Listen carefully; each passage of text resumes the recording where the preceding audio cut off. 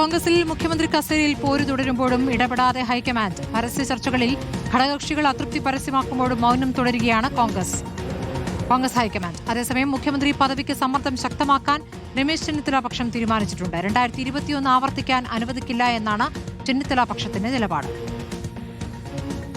കോൺഗ്രസിൽ മുഖ്യമന്ത്രി പോര് മുറുകുമ്പോൾ ഹൈക്കമാൻഡിന്റെ നിശബ്ദതയാണ് ശ്രദ്ധേയമാകുന്നത്. മുഖ്യമന്ത്രി പദവിയിലെ ചർച്ചകളിൽ ഘടകകക്ഷികളും അതൃപ്തി പ്രകടിപ്പിച്ചിട്ടുണ്ട്. സാമൂഹ്യ മാധ്യമങ്ങളിലെ പോർവിളികൾ കടുത്തതോടെ ഹൈക്കമാൻഡ് ഇടപെടണമെന്നാണ് ആവശ്യം. സൈബർ പോര് അവസാനിപ്പിച്ചില്ലെങ്കിൽ തിരിച്ചടി ഉണ്ടാകുമെന്നാണ് നേതാക്കളുടെ മുന്നറിയിപ്പ്. വി.ഡി. സതീശൻ, കെ.സി. വേണുഗോപാൽ, രമേശ് ചെന്നിത്തല തുടങ്ങിയ നേതാക്കൾക്ക് വേണ്ടിയാണ് സൈബർ പോര് കടുക്കുന്നത്. നേതാക്കളെ പുകഴ്ത്തുന്നതിനൊപ്പം എതിരാളികളെ ഇകഴ്ത്താനും സൈബറിടത്തെ ആശ്രയിക്കുകയാണ് അണികൾ. അതിനിടയിലാണ് മുഖ്യമന്ത്രി പദത്തിന് അവകാശവാദവുമായി രമേശ് ചെന്നിത്തല പക്ഷവും രംഗത്തെത്തുന്നത്. 2021 തിരിച്ചടി ആവർത്തിക്കാൻ അനുവദിക്കില്ലെന്നാണ് ചെന്നിത്തല പക്ഷത്തിന്റെ നിലപാട്. അന്ന് MLA-മാരുടെ അഭിപ്രായം പരിഗണിക്കാതെ തീരുമാനമെടുത്തെന്നാണ് വിമർശനം. രമേശ് ചെന്നിത്തലയെ മുഖ്യമന്ത്രിയാക്കണമെന്ന് ആവശ്യപ്പെടാനാണ് തീരുമാനം. കൂടുതൽ നേതാക്കളുടെ പിന്തുണ ചെന്നിത്തലയ്ക്കാണെന്ന വാദമാണ് ഇവർ ഉയർത്തുന്നത്. തെരഞ്ഞെടുപ്പ് ഫലം പുറത്തു വന്നാൽ പിന്നാലെ അവകാശവാദം ഉന്നയിക്കാനും ചെന്നിത്തല പക്ഷം തീരുമാനിച്ചിട്ടുണ്ട്. മറുഭാഗത്ത് കെ.സി. വേണുഗോപാലിന് വേണ്ടിയും സമ്മർദ്ദം ശക്തമാണ്. വി.ഡി. സതീശിനു വേണ്ടി വ്യാപകമായ സാമൂഹ്യ മാധ്യമ പ്രചാരണങ്ങളും തുടരുന്നുണ്ട്. റിപ്പോർട്ടർ, തിരുവനന്തപുരം.